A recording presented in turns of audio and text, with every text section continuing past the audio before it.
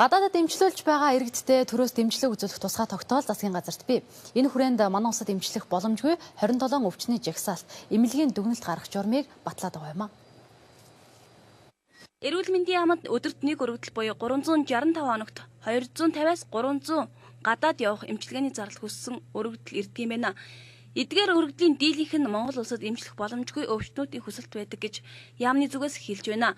Монгол улсад эмчлэгдэх боломжгүй өвчнөө эдгээхээр хилээндээ салхаж байгаа иргэдийн дийлэнх нь мэдрэл, хор тардар, дархины болон зүрх судасны мэс засал, нүдний өвчин, эргэтний шилжүүлэн сулгах эмгэгийн улмаас бусад улсыг зорж байгаа юм.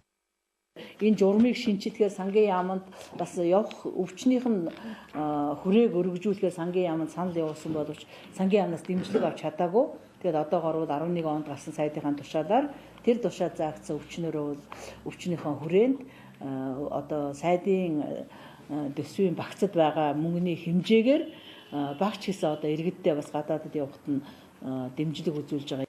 2011 онд 98 иргэнд 416 сая, 2012 онд 147 иргэнд 513.5 сая төгрөг, 2013 оны эхний хагас жилийн байдлаар 84 иргэнд 256 сая төгрөгийг гадаадад эмчилгээнд явах иргэдэд эрүүл мэндийн яамнаас олгожээ.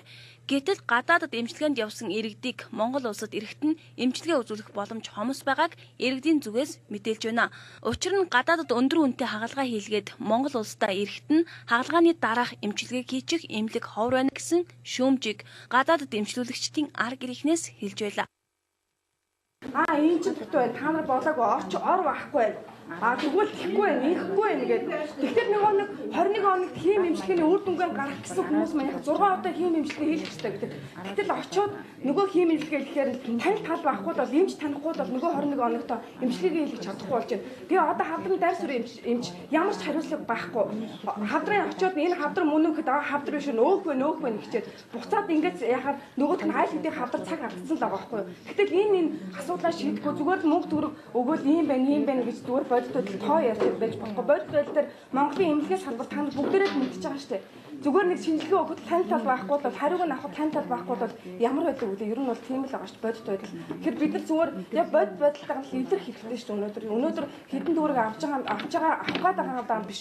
Олон эмнэлгийн салбар маань зөвхөн хөгжөөсөө энэ хүн суртал арилаасаа л гэж дорд ороод ард түмэн тийм л хөгжиж байгаа шүү дээ. Би бол тэгж л бодож байна. Нөгөө энэ чиглэлээр бид нар энэ хүний одоо юуны дагуу холбогдох эмнэлгийн байгууллагуудтай эргэж холбоё, тодруулъя. Яг яагаад энэ хүмүүсийн ширэгдүүлсийн тухайлбал тийм. Тэгээ эргээд өөрчлөлт хүмүүс байгаа шүү дээ. Энэ бол ганц хүн биш шүү дээ.